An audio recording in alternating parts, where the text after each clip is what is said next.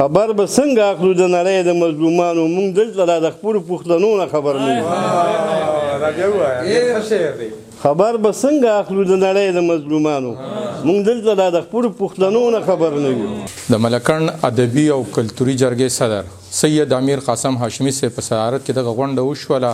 اوس غواړو چې هغوی دغه اختتامي خبرې هم خپلې وکړي او د ډاکټر صاحب په اړه باندې راسره خپل تاثرات هم شریک کړي. په ډېر درناوي باندې سید امیر قاسم هاشمي صاحب له بلنه ورکوم چې راپاسي او د ډاکټر صاحب په حواله راسره خپل تاثرات شریک کړي. پښتو مینو ملګرو تاسو ډېره شکریه ادا کوم. تاسو ټول په اتفاق راغلي یې د ډاکټر صاحب تدلین په دې موقع کې ډېر په ښه طریقه سره ګډون وکړو. بیا به هم کوو او کړي به هم دي که خیر په ژوند او خیالو نو ډاکټر صاحب به موږ نه هېروو. اوس دا وخت داسې دی دا ملګري به ځینې به لرې ځینو ته هم ځي ناوخته دی 10 منټه وخت په ماښام ته پاتې نو زه خبرې اترې ډېرې نه کوم. شعرونه هم راسره وي یو څوک دلته څوک راغلي نو الله پاک دې ستاسو دا قدمونه د نیکۍ په تله کې واچوي ځکه چې دا موږ د یو تعزیت په شکل هم راغلي یو که نه د دې ملګرو سره خپله د دې د وروڼو سره رازق لازلې سره دیدن لرې سره د ډاکټر صاحب د هغې وفات د ورځې په مناسبت سره خپل غم راضي کوو چې ډاکټر صاحب زموږ نه جدا شو نو موږ په ډېر زیات نیمګړي شو.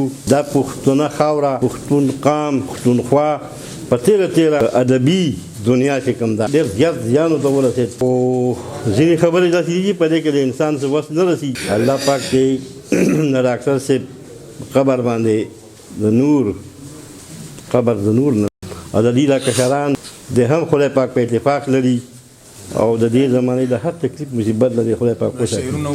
شرګرو ټول وی چې موږ ته د علم ضرورت یو ډاکټر صاحب هم دا خبرې کولې دا غزل چې ما کړه ویلو ډاکټر صاحب له خو کړو چې ته خو را پیدا شو نو دا په دې حواله باندې د لیکنا خبر نه یو د لوستو نه خبر نه یو د خپلې مورنۍ ژبې پښتو نه خبر نه یو.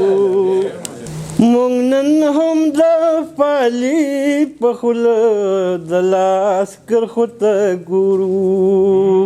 موږ نن هم د پالي په خوله د لاس کرښو ته ګورو. موږ نن هم د دروغو د کیسو نه خبر نه یو. موږ نن هم مردباد او زنده‌باد ملا تړلې. موږ نن هم مردباد او زنده‌باد ملا تړلې. پل نه پېژنو ځکه د پردو نه خبر نه یو. پرون تک نن وګورو د وخت په آینه کې. پرون تک ونه ګورو د نن په آینه کې. سبا به د راتلونکو حادثو نه خبر نه یو. دا نور به داسې وایي خوا چې تر څو به د قسمت د ونې سوري ته ودیو تر څو به د قسمت د ونې سوري ته ودیو د ژوند د بدلیدونکو مرحلو نه خبر نه یو. او مړه کیږو قرضداري او پیدا کیږو قرضداري. مړه کیږو قرضداري او پیدا کیږو قرضداري او د ژوند د بوږنوونکو ورځو شپو نه خبر نه یو. او خبر به څنګه اخلو د نړۍ د مظلومانو خبر به څنګه اخلو د نړۍ د مظلومانو موږ دلته د خپلو پښتنو نه خبر نه یو. خبر به څنګه اخلو د نړۍ د مظلومانو موږ دلته د خپلو پښتنو نه خبر نه یو.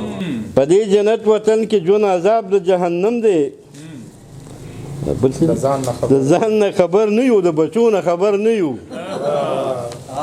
او د سرو سپینو په غرونو کې په ژوند پورې حیران یو. د سرو سپینو په غرونو کې په ژوند پورې حیران یو. بې غوره یو د خپلو وسیلو نه خبر نه یو. په دې دور کې هم موږ وسلو ته کالي وایو. په دې دور کې هم موږ وسلو ته کالي وایو. موږ نن هم لا د وخت د تقاضو نه خبر نه یو. او تر هغې به د جهل او نفرت په اور کې سوځو تر څو چې موږ د علم د خوږو نه خبر نه یو. او اخیری شعر دی مقصد چې بې علم بې هنره ژوند تېرېږي هاشمي د اوښ په شامو سپي خوري د اوښ په شامو خوري د وخت د سپو نه خبر دی ډېره مننه د اوښ په شامو خوري د وخت د سپو نه خبر نه یو